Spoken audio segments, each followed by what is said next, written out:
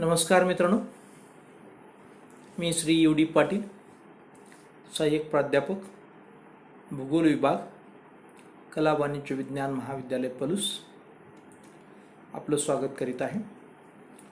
आपण बी ए भाग 3 सेमिस्टर 6 भूगोल पेपर नंबर 11 नागरी भूगोल या विषयाचा अभ्यास करीत आहोत.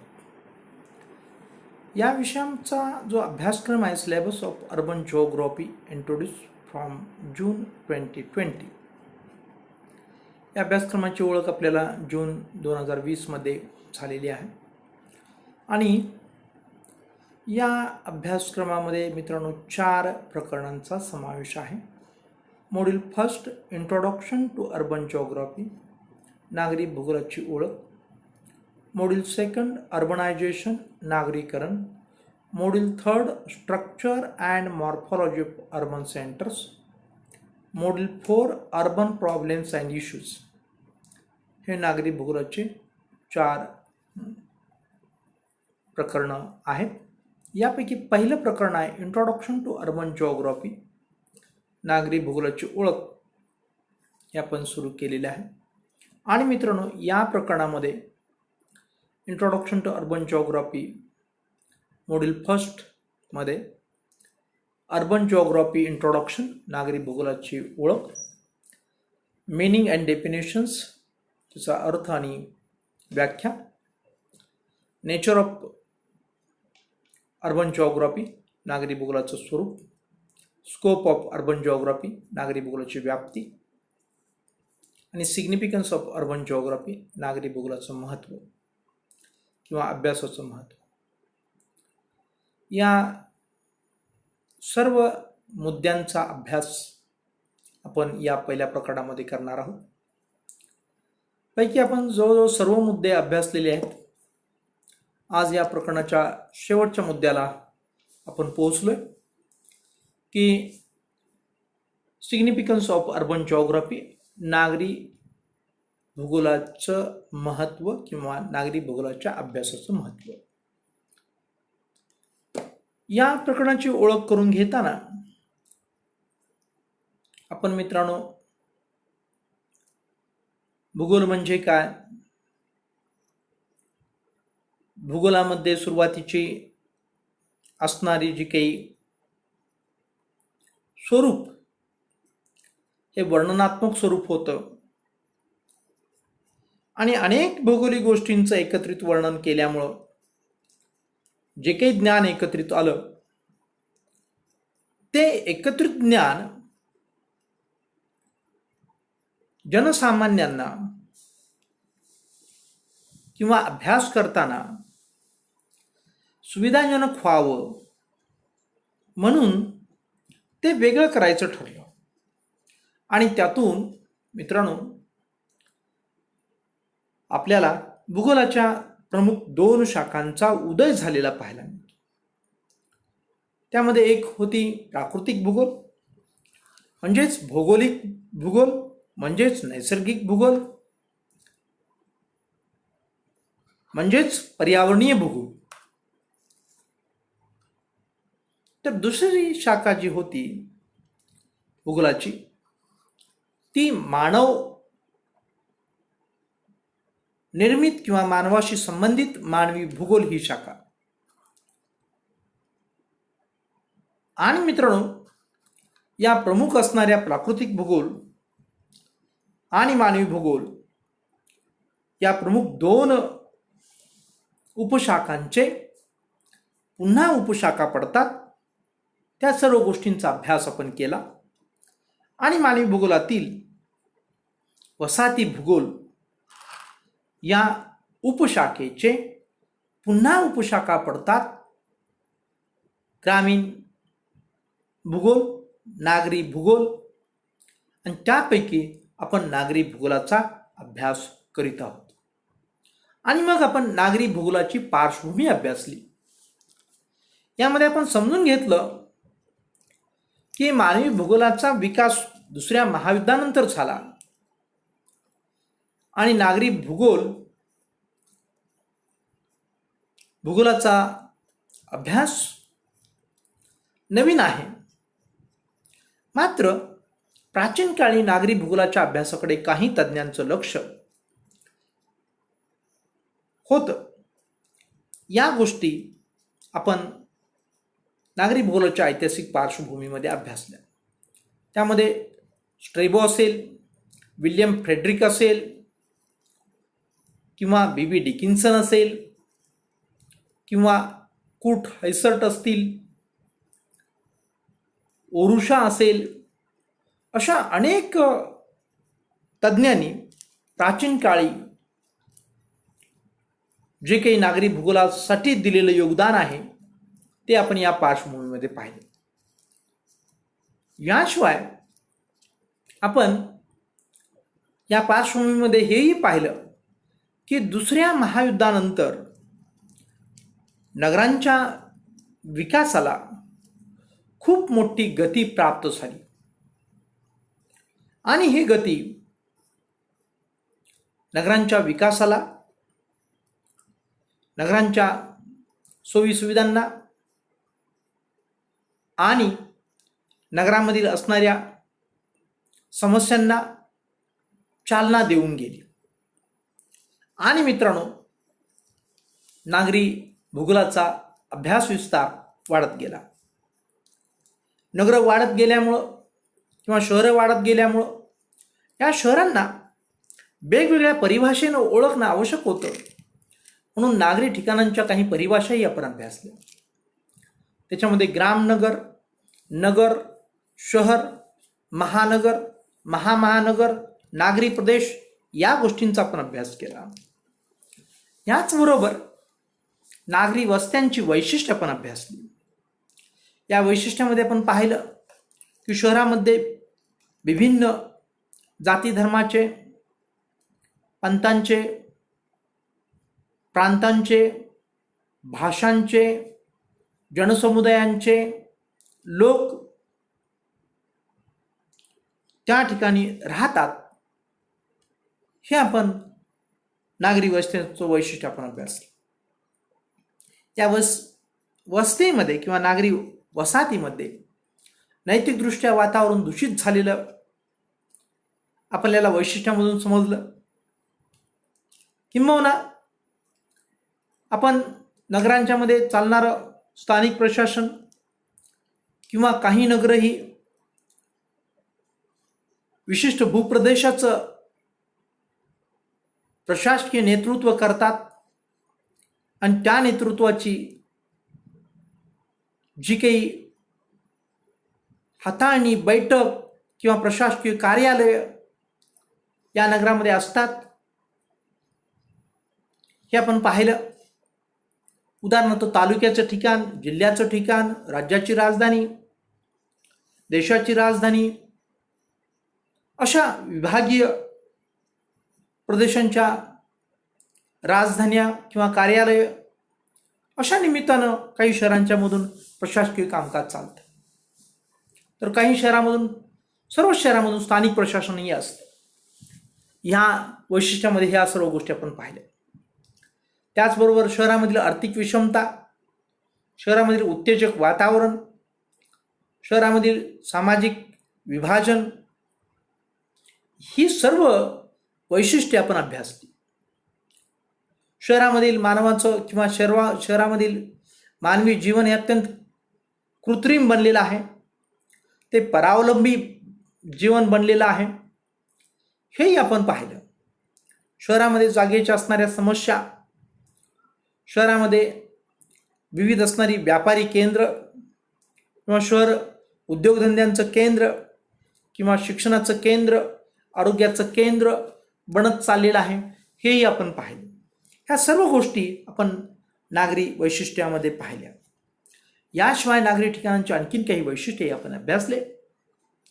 यामध्ये मित्रांनो, जुन्या आणि नवीन शहर, उपनगरं, त्यांची असणारे रस्ते, त्यांची असणारी घरांची रचना, याशिवाय शिक्षण, कला, साहित्य, मनोरंजन इत्यादी गोष्टींचा अभ्यास आपण या ठिकाणी केला.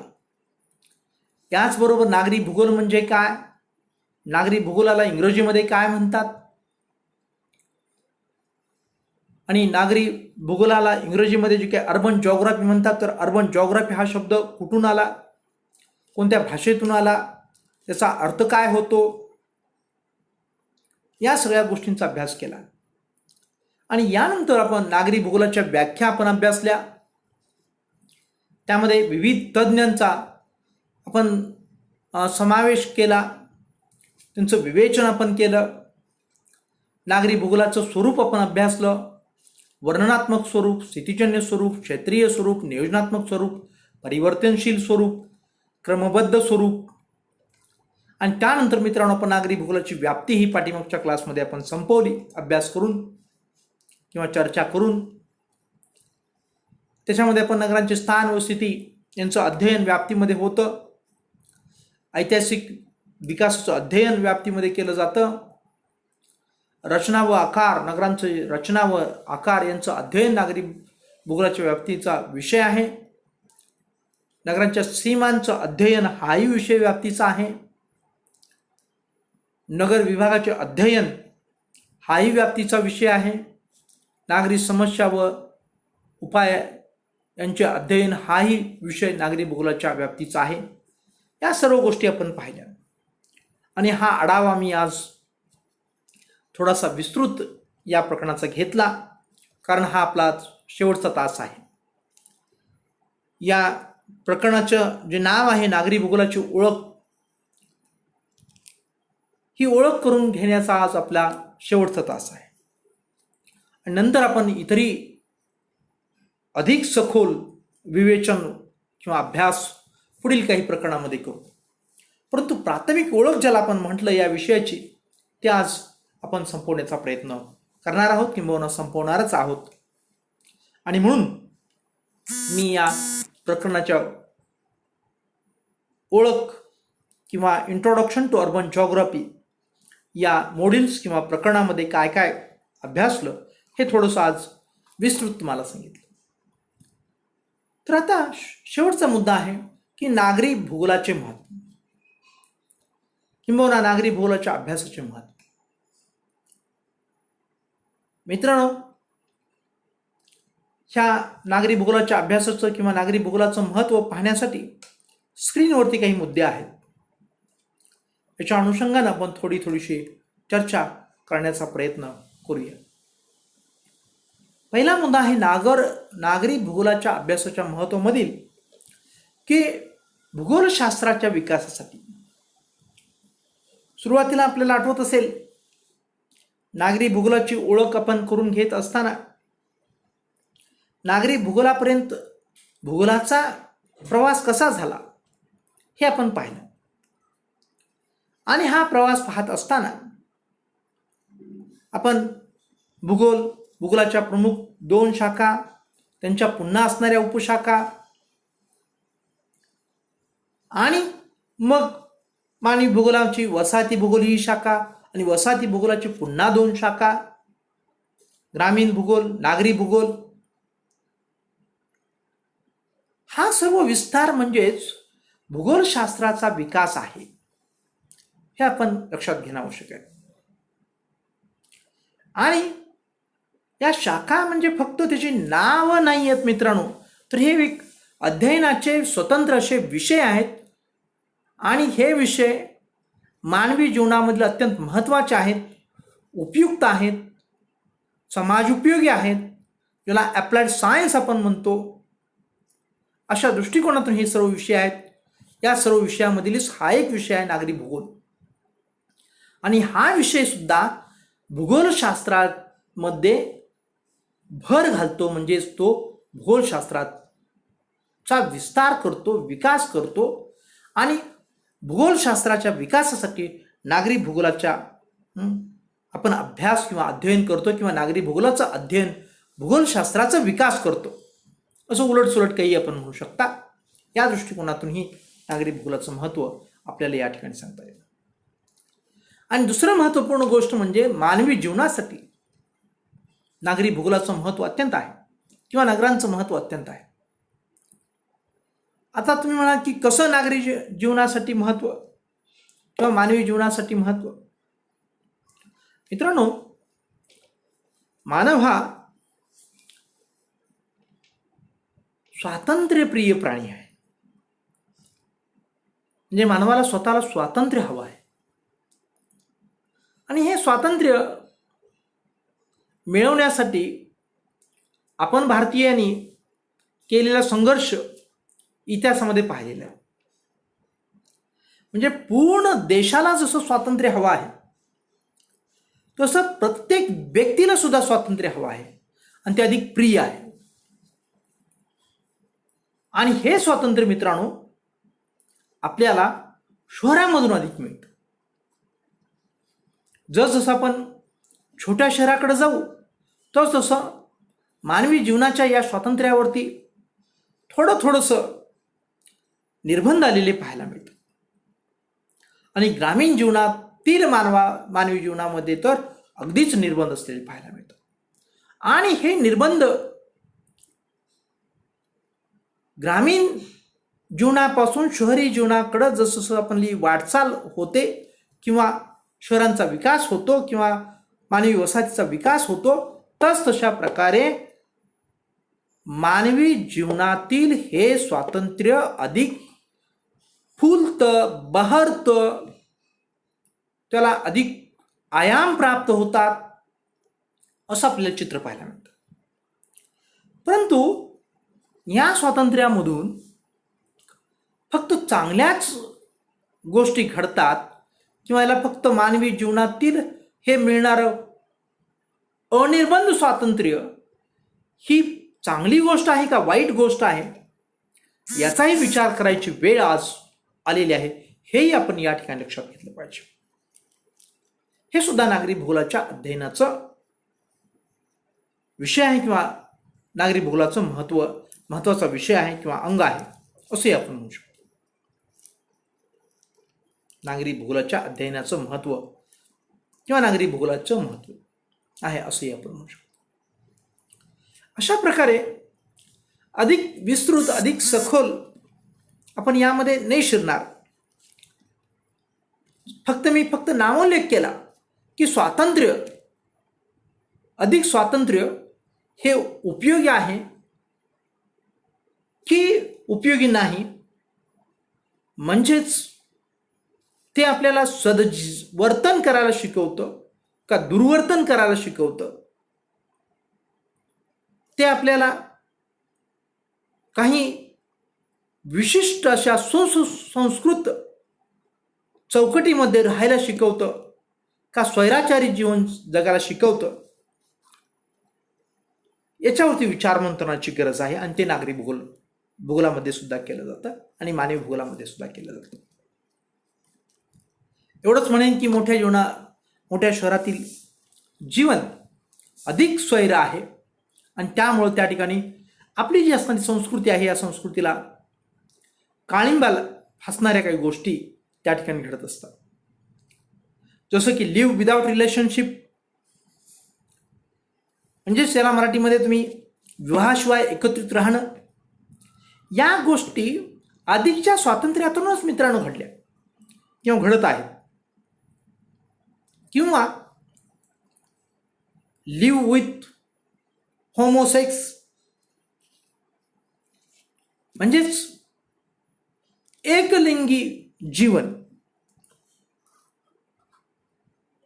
या अर्थानं सुद्धा हे स्वैर असं मानवी जीवनाचं उदाहरण आहे. अशा अनेक गोष्टी आहेत की ज्यावरती आज आपल्याला अंतर्मुख व्हावं लागतं आणि या सर्व गोष्टींचा अभ्यास नागरी भूगोलाच्या अध्ययनामध्ये होतो, हे या ठिकाणी आपण लक्षात घेतलं पाहिजे. याशिवाय मानवाच्या चाली रीती रूढी परंपरा आणि त्यामध्ये होत असलेला बदल, काही सकारात्मक गोष्टी सुद्धा आहेत. जसे फक्त विरुद्ध बाजूवरती मी जरी फोकस केला असला तरी काही सकारात्मक गोष्टी सुद्धा आहेत की जसं मी आता तुम्हाला सांगितलं, चाली रीती रूढी परंपरा यांच्या विचारांचे आदान प्रदान, या गोष्टी सुद्धा अत्यंत महत्त्वाच्या आहेत आणि त्या निश्चितपणे मानवी जीवनामध्ये घडताना आपल्याला पाहायला मिळतात. हे सुद्धा नागरी भूगोलाच्या अध्ययनामध्ये किंवा नागरी भूगोलाचं अभ्यासाचं महत्त्व आहे असं म्हटलं तर चुकीचं ठरणार नाही. यानंतर आहे ते नगर नियोजनासाठी. आपण पाहतो की प्रचंड मोठ्या प्रमाणात नगरांचा विस्तार होत चाललेला आहे आणि हा विस्तार काही थांबायला तयार नाही. प्रत्येक असणारं नगर हे शहर बनत चाललेलं आहे आणि प्रत्येक शहर हे महानगर बनत चाललेलं आहे. प्रत्येक महानगर महानगर बनत चाललेलं आहे आणि प्रत्येक महानगर हे संलग्न महानगर बनत चाललेलं आहे. अशा प्रचंड मोठ्या प्रमाणात आज नागरीकरण सुरू आहे आणि मग या प्रचंड असणाऱ्या नागरीकरणाच्या गतीला किंवा या गतीमुळं त्या ठिकाणचं असणारं मानवी जीवन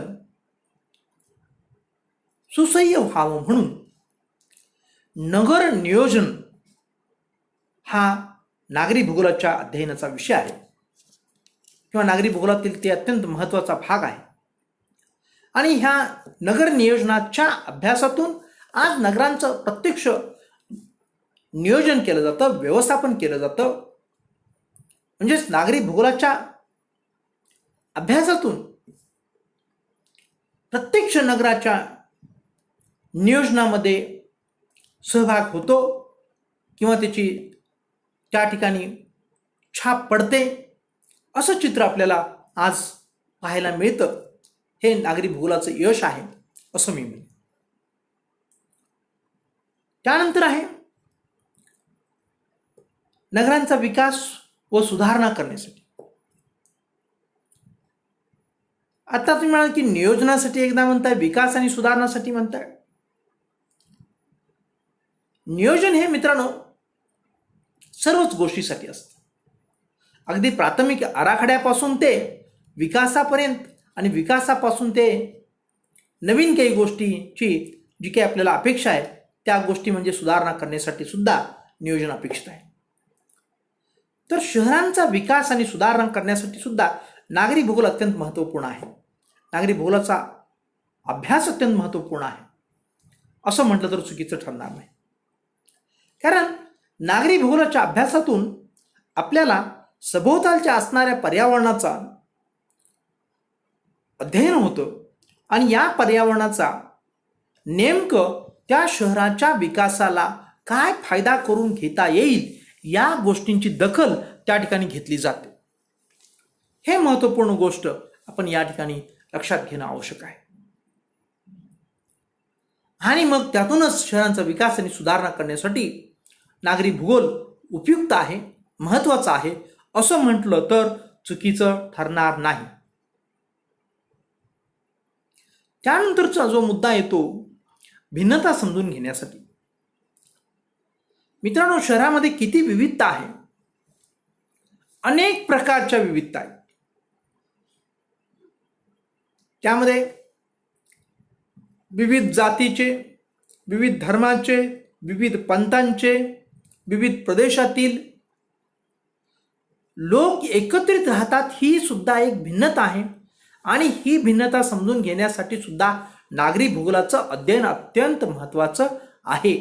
हे या ठिकाणी लक्षात घेणं आवश्यक आहे. फक्त एवढीच भिन्नता आहे का?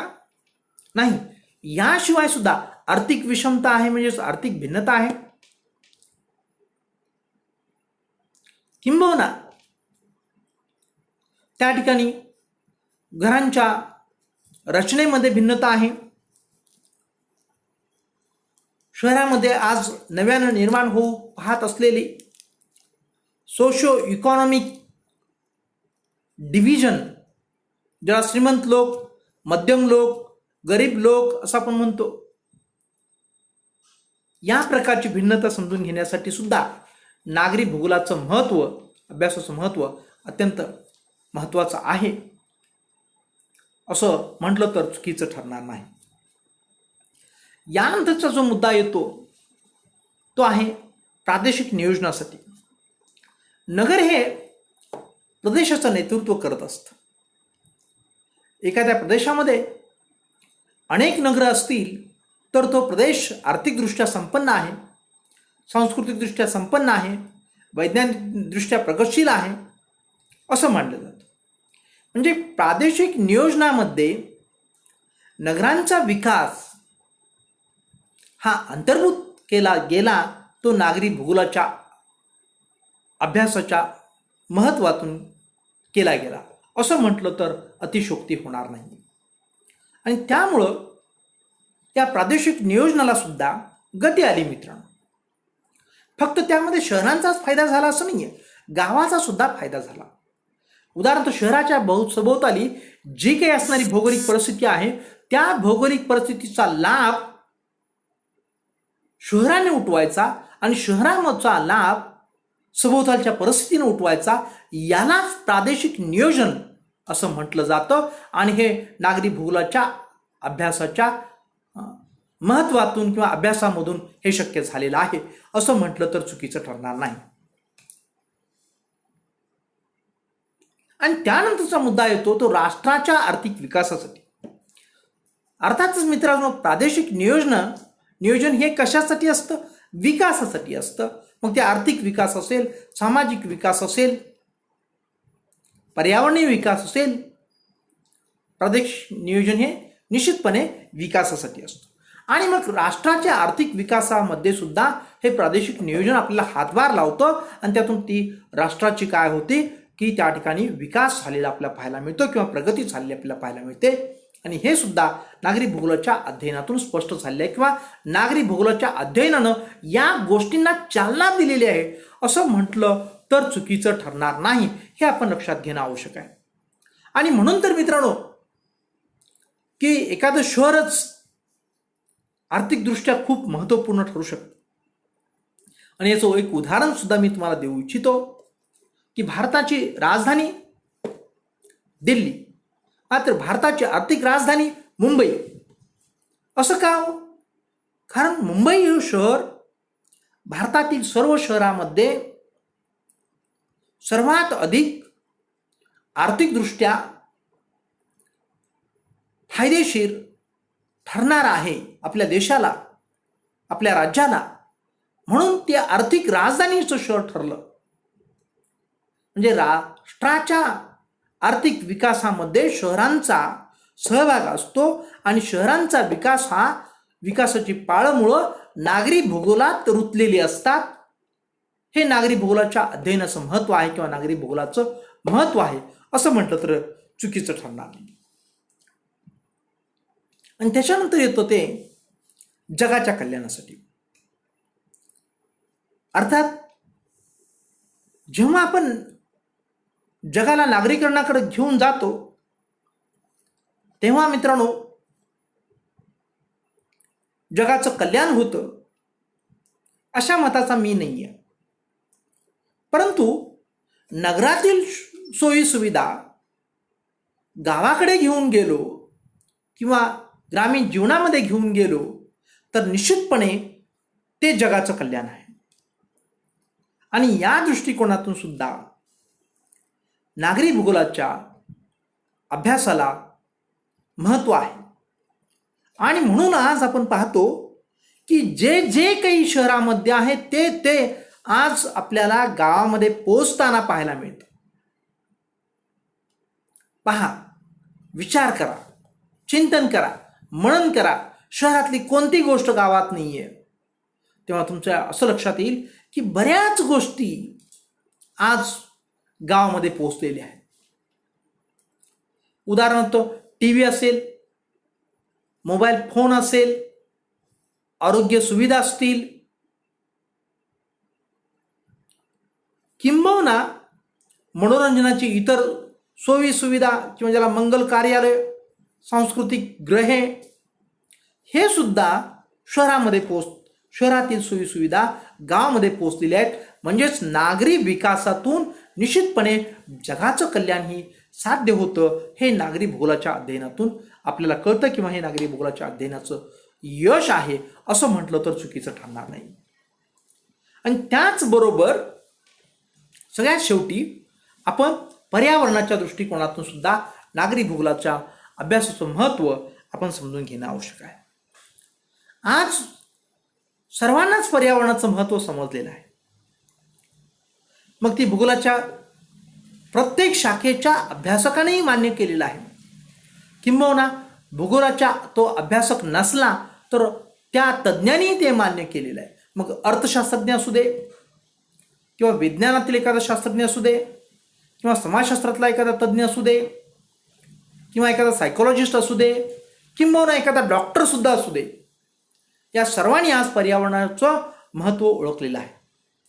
किंबहुना कोर्ट कचेरी, ज्याला आपण हायकोर्टच्या जजनी, सुप्रीम कोर्टच्या जजनी सुद्धा पर्यावरणाचं महत्त्व मित्रांनो ओळखलं. म्हणून तर सुप्रीम कोर्टानं भारतासारख्या देशातील सर्व शाळा, कॉलेज, विद्यापीठ, महाविद्यालयातून पर्यावरणाचा अभ्यास हा सक्तीचा केला.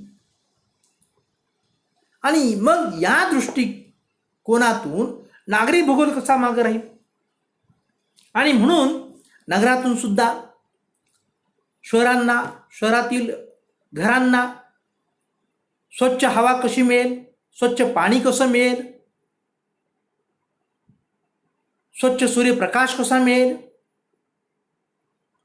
हवा शहरामध्ये खेळती कशी राहील, शहरामध्ये ऑक्सिजनचा पुरवठा जास्त कसा होईल, त्यामुळे शहरामध्ये उद्यानाची स्थापना, उद्यानाची निर्मिती कशा प्रकारे केली जाईल किंवा ग्रीन सिटी सारख्या संकल्पना कशा राबवल्या जातील, या सर्व गोष्टींचा अभ्यास मित्रांनो नागरी भूगोलामध्ये केला जातो आणि ते पर्यावरणासाठी पूरक आहे. हे नागरी भूगोलाच्या अभ्यासाचं महत्त्व आहे असं आपण म्हणूया. याहीपेक्षा अनेक गोष्टी आहेत की ज्यातून आपल्याला नागरी भूगोलाच्या अभ्यासाचं महत्त्व लक्षात येणार आहे. परंतु वेळेचा अभाव आपण लक्षात घेऊन या ठिकाणी थांबणं क्रमप्राप्त आहे आणि नागरी भूगोलाच्या अभ्यासाचं महत्त्व किंवा नागरी भूगोलाचं महत्त्व या ठिकाणी संपलं. आणि हे प्रकरण नागरी भूगोलाची ओळख हे प्रकरण किंवा मॉड्यूल ज्याला आपण म्हटलं होतं इंट्रोडक्शन टू अर्बन जिओग्राफी, हे मॉड्यूल्स या ठिकाणी संपले.